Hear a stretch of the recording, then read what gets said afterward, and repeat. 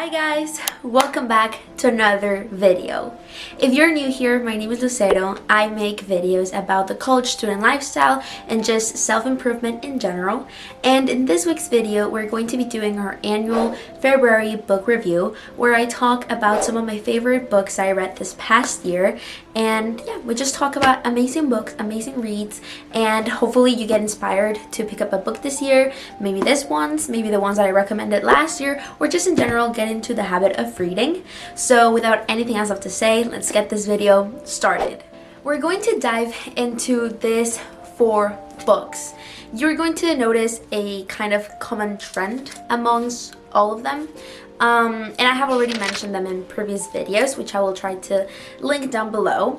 But we're going to begin talking about the mindful 20-something, life skills to handle stress and everything else. I had already talked about this specific book, and I mentioned it a lot in my video about mindfulness and how to live a mindful life. And yeah, it's basically all about that, about meditation, mindfulness, and I got this because I signed up for a class at my university that was all about mindfulness and mental health, and they gave us this free book.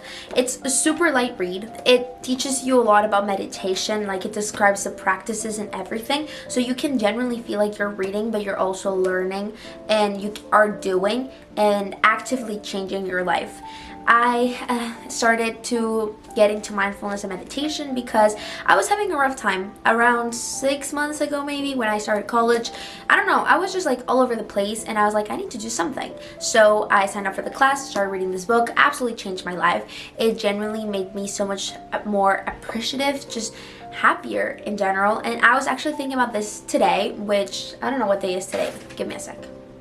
It's January 26th, 2025, and I was driving home from church, and I was like, wait, life just feels great right now.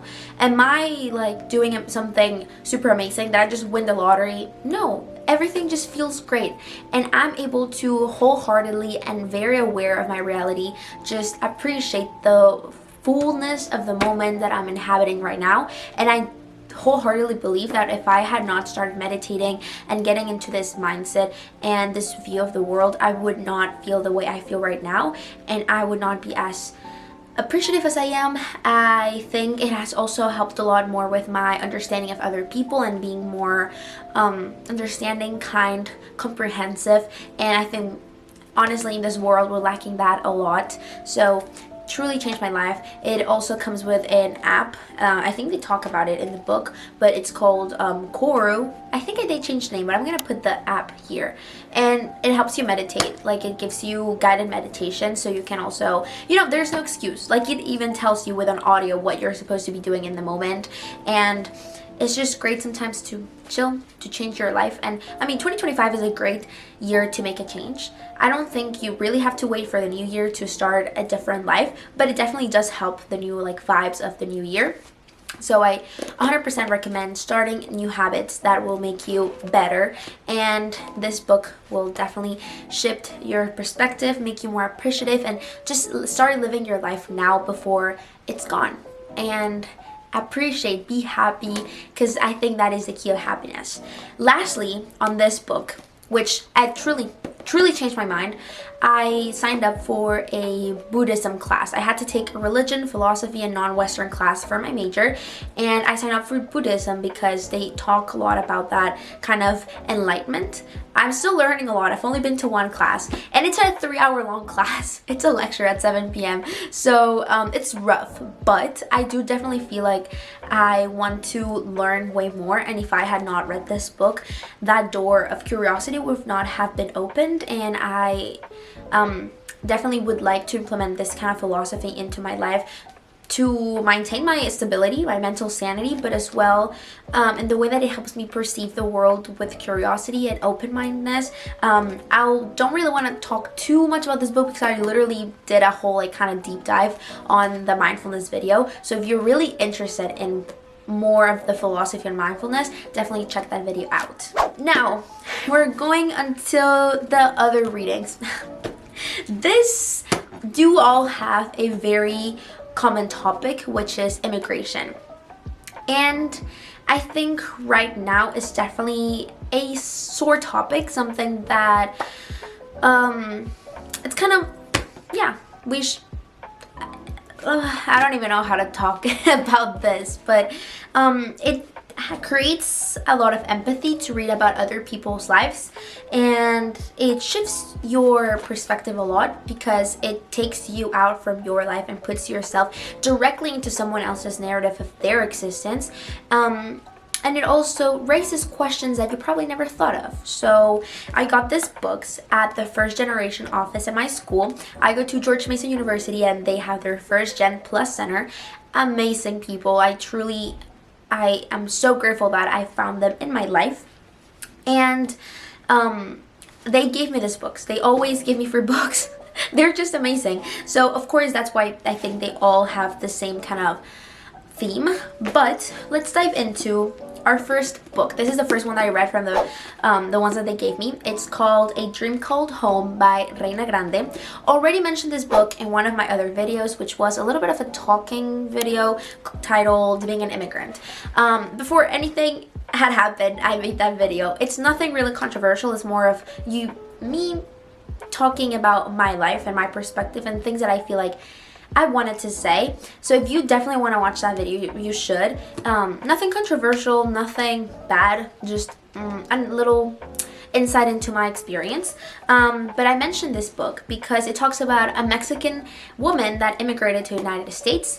She was brought from this really rural town in Mexico called Iguala. It's in Guerrero. And this town is really poor, incredible poor, and even she describes it as the place where dreams come to die. And I do really think that there is places like that in the world and in Mexico. When she grew up there, it wasn't as dangerous as it is now. Now Iguala is kind of controlled by drugs and violence. So it has never really been a flourishing or a place where you would go to flourish, but now it's even worse because it's just full of violence. And she left that place. Her parents were fortunate enough to bring her to the United States. She was able to be here legally, so that definitely opened a lot of doors for her, but she carries a lot of trauma that a lot of these broken places where dreams come to die kind of have. There's a lot of social issues and a lot of just broken homes and generational trauma that these people have to endure because of the environment that they're in. And she very desperately narrates her story, breaking that trauma or overcoming all of those obstacles that just kind of seem a cycle to repeat itself in her family. She's able to overcome all the odds of being born in an incredibly poor and segregated town in Mexico, and then immigrating to the United States, which is already a hard thing. Then all the hurt and the damage that her family causes to her, but she understands that it comes from the pain that they are going through, and how she's able to, despite coming from the bottom with everything against her, she was able to go to the University of Santa Cruz, I believe, or Santa Monica, something like that. I'll put it here, in California. She was able to go through community college when her dad didn't even believe in her. She narrates that her dad really believed in higher education, but every single one of her brothers and sisters, or well, her brother and her sister, they let her dad down. So her dad did not believe in her, and when she was able to go to school, her dad did not want her to go to school, so he didn't sign the papers, didn't pay anything. He just basically told her that she was gonna be a failure and why to even bother him. So she got kicked out of her house. This was all here in the US, and she had to go live with one of her teachers, went through community college, then put herself through college, took our creative writing classes. She graduated with a creative writing degree. She was able to win fellowships at UCLA and just get her work published and just kind of break this cycle of broken homes, of uneducated individuals, of just family abuse and alcoholism. She was able to do it all without anyone really supporting her, and I really took that away. I really learned from this book, and she also mentions it. You cannot sell your dreams to other people. You cannot expect other people to care for the things that you care as much as you do. And she kind of juggles with this because she really wants her little sister to go to school. She really wants her little sister to access education, and she tries incredibly hard, even though she's completely alone. Her parents do not support her. She tries to support her sister through education. Her sister just fails her, and she feels really incredibly heartbroken because she's like, I'm giving you all of this that's costing me so much, why can't you take it? And she realizes that it just has to come from the individual. And it's, I think a lot of the time you can help people as much as you want, but it's also up to the person to do it. And she had everything against her. Reina Grande had everything against her, and she was able to overcome everything. She's a published writer. She is an advocate. She's married now. She has kids. She's an American citizen. And she never really came from a place where people did that. She was born in a place where people didn't even dream of getting out of that place. And she was trying so hard to get her little sister to kind of better her life, but she never wanted to. And she understands that sometimes it's just like that, but it's all up to your determination, and anything is kind of possible. And yeah, so I really love this book. It really taught me that much about how resilient you have to be, and holding on to what you really want, and that as well. You cannot sell your dreams to someone else and make them theirs. A lot has to come from the individual, and a lot is from you and what you want. But it's not easy, and that definitely shows through the book. It was a really good book. A little long. It's definitely longer than the other one that I talked about. Completely different topics as well. But yeah, completely recommend this book. Now that we're going down that path of immigration, identity, overcoming challenges, I also read this book. Oh, I just dropped one. I also read this book called Dear America, Notes of an Undocumented Citizen by Jose Antonio Vargas. He does have a Hispanic sounding name, but he's actually Filipino. We both, Latin America and the Philippines, got conquered by Spain, so that's, he does want to make that clear. He is Filipino. And he narrates his life as an undocumented immigrant. He's actually sometimes referred to as the most popular or most famous undocumented immigrant in the United States. He was originally a writer, a journalist for the Washington Post and a lot of other big journals and newspapers. But he says that he felt like he was always hiding. He could not really talk about who he really was, and he just kind of had this kind of identity crisis where he really wanted to come out and be like, hey, I am undocumented, and that doesn't make me a horrible person. And he was also not fully comprehending that he was undocumented when he first came to the US. When the book starts, he narrates how he one day randomly, when he was like 7, maybe 9 years old, I don't really remember, he got put into a plane with this random man that was his uncle, and he was sent to America. He later realized that that was not his uncle, that was a smuggler. All his documents were fake, and he knew that, or realized that everything was fake when at the age of 16 he wanted to get his license, because everyone in high school had their licenses, so he wanted to.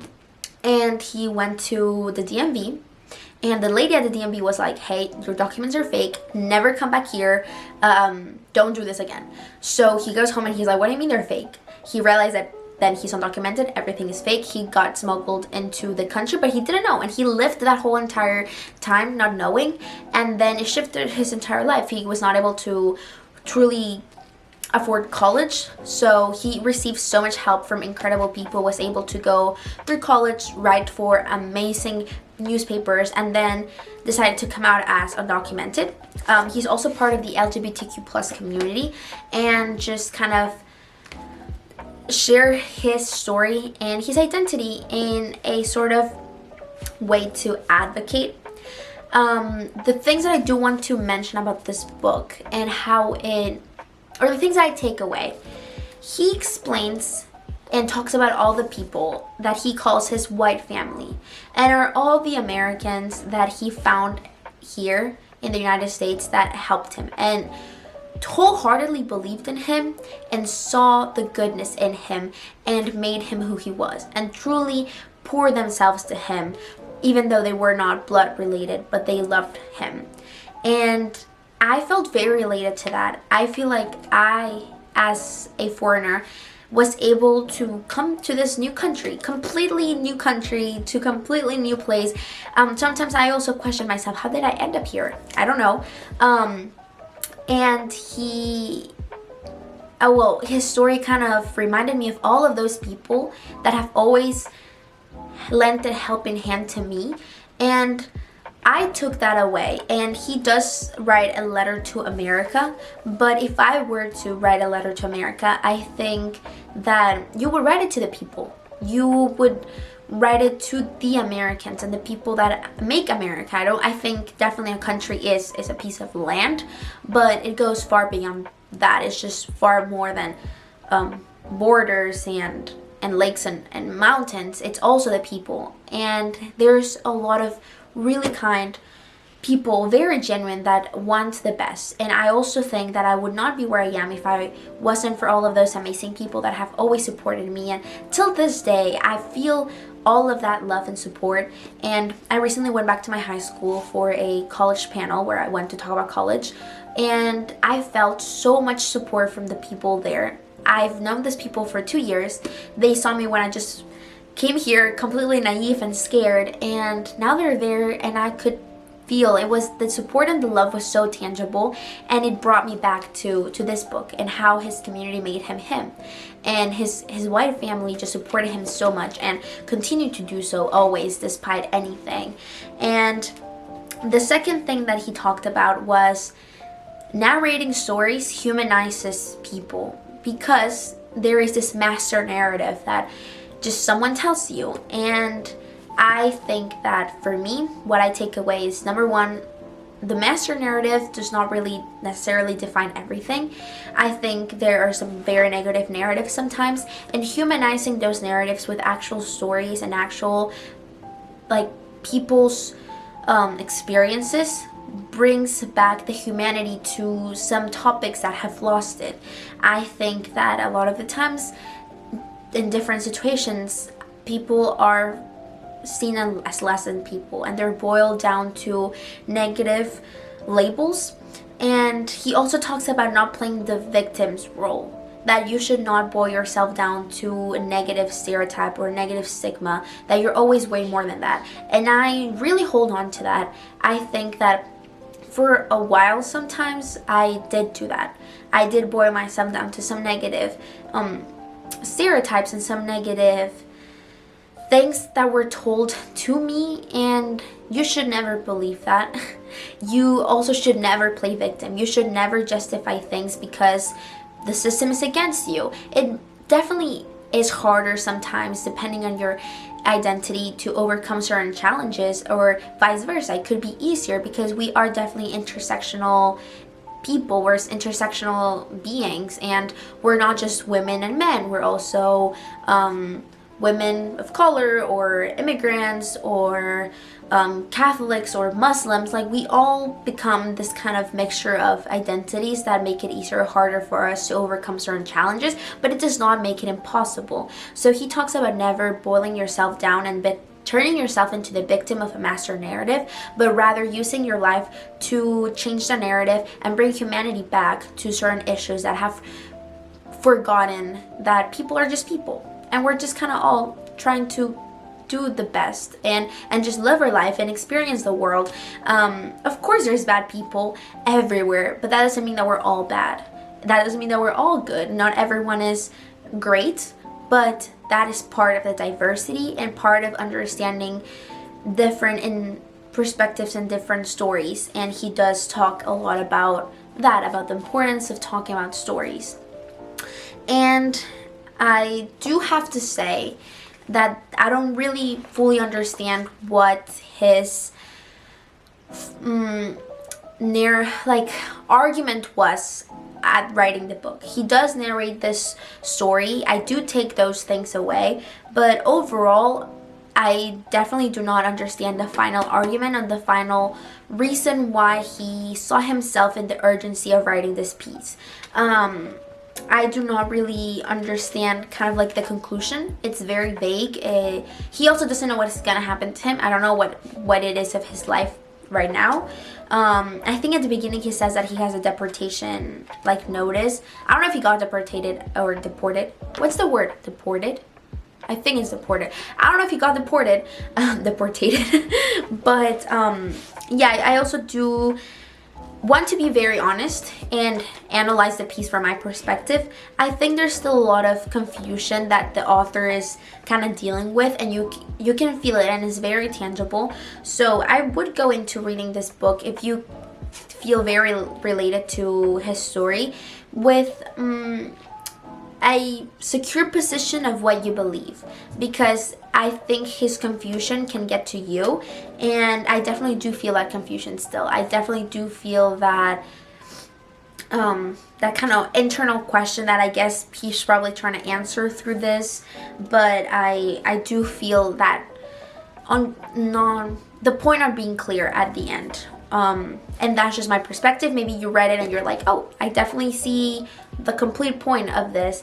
But it's a good book in general, and it raises definitely really good questions about immigration, about what's right, what's wrong, and I don't really want to get too much into that, definitely, but it's a good book in general. I do definitely recommend it. And we have come to our last book of this book review for February 2025, which this book made me cry. You have no idea how much. It's called Solito by Javier Zamora. Oh my gosh. If you are mentally unstable right now, like if you don't think you can handle heartbreak, don't read it. If you just want to be happy, don't read it. It's kind of like Normal People by Sally Rooney. Like if you know that you're going through a horrible heartbreak, whatever, just don't. Spare yourself that heartbreak.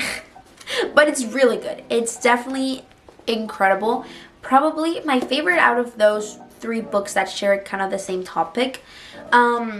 This one is also a memoir, but this one only narrates his journey from El Salvador to California, how he immigrated. He was 9 years old. He immigrated by himself, and it was honestly a traumatic journey, and it definitely raises a lot of questions that I don't have the answer to, but it puts you in his position, and therefore in the position of other people in his same situation. I remember telling my mom about the story of how his family, his parents were already in the United States. He was living with his grandparents in El Salvador in a really small kind of poor town, and they sent him to the US to be with his parents. But of course he had to travel through the desert and through all of Mexico and Guatemala and just to try to get him to the US. And it was, of course, it's incredibly like troubling. And my mom said, why would his parents put him through that? Like, what were they thinking? Why were they sending him by himself? I don't really know. I generally don't really know. I think definitely put him in a very, very vulnerable position, and he was incredibly lucky to find angels, true angels that took so much care of him, and that didn't take advantage of him. But he was a minor. He was like 9 years old through this journey where he's technically getting smuggled. I do not really know if it counts as human trafficking, but it definitely is a very harsh decision to take, and it does put you in the situation of what would I have done as his parents. What would I have done? And for example, I don't know. I definitely think that that's something like a question that they have to answer. But I was thinking, like, if I was his mom, I would wait until he was old and go with him, because his mom left before when he was like, I don't know, 6, and they did not allow him because he was too young. So they waited until he turned 9 to send him by himself. But I was like, well, I would have just waited more to be with my son. Like, what if he gets abused or just kidnapped? Like, so many things happen in the world. There's so much evil, and I don't really know. His whole story is just heartbreaking, and I'm telling you, I sobbed like reading this book. There were moments where I was just in my bed and I had to stop and just like bawl my eyes out, and it's heartbreaking and truly torturous. I don't know. He definitely had to go to therapy to deal with that trauma. He said that he already forgave his parents for that. I don't know. It's complicated. It's definitely very not an easy thing to deal with, not an easy thing to come up with an answer. And I think a lot of the issues that we deal with in this modern age, and I mean, when you get older, it's not easy to come up with a solution. It's not easy to see the right and the wrong. Everything is very gray a lot of the times. But yeah, it's definitely a really, really good book. The end is good. There's a happy ending. But I definitely do not know how this traumatic experience shaped his entire life, because I think there's definitely things that just never leave you and will always linger with you. And even if you were able to move on past that, like maybe it's not as painful as it once was, I definitely don't think you fully move on from something that's so heartbreaking. And what was the right thing to do? I don't know. And his whole immigration journey was incredibly traumatic, but I don't know what other hardships he dealt with while being here in the US, like the other books talk about.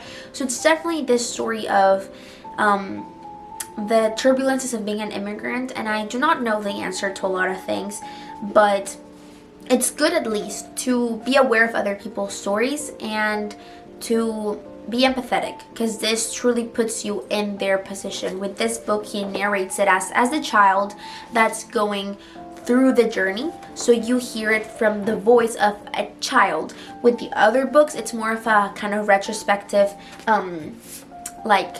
journey where these people already went through it and they're in retrospective narrating those stories and analyzing them. But in this book, what Javier does is that he narrates it as if you were with that child, as if you were going through those things with him in that moment. And we don't know what's going to happen. We don't know if it's going to be fine. Like, you go through it as he went through it, with the uncertainty and the pain and the just trauma of it all.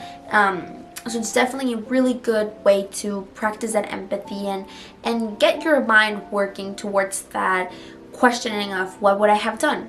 Is there really a choice? What is the best choice? And I think from the outside, it's always easier to give an opinion, and it's always really hard to view things when you're in the middle of it. It's really easy to look at something from afar, but it's very like the ocean.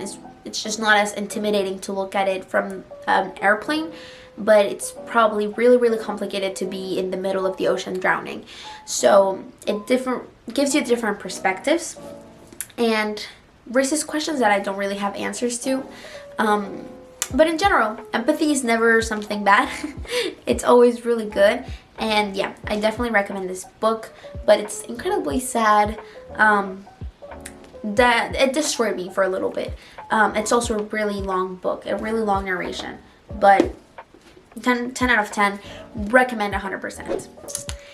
And with that being said, we come to the end of our video. The things that I took away this year in general is that reading is really good. Reading is a great habit. It sounds cliche.